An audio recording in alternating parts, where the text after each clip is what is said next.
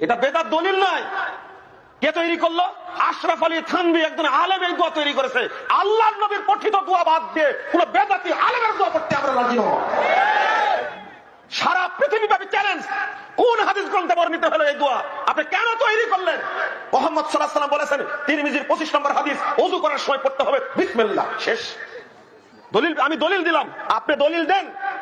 আপনি যে বললেন এত বড় দোয়া পড়তে হবে, আপনি দলিল দেন। কোথায় দলিল?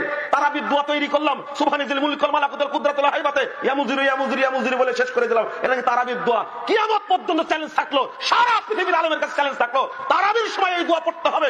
আল্লাহর নবী কোথাও জাল হাদিস বলে গেছেন, এরকম করে করতে হবে না। কেন তৈরি হলো এটা?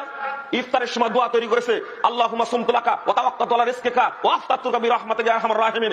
সবাই পড়ে, টিভিতে পড়ে, রেডিওতে পড়ে, পত্রিকায় দেয়, পেপারে দেয়, ক্যালেন্ডারে দেয়, মুখে মুখে মুরব্বীরা বলে, কিন্তু ইফতারের সময় এই দোয়া পড়তে হবে।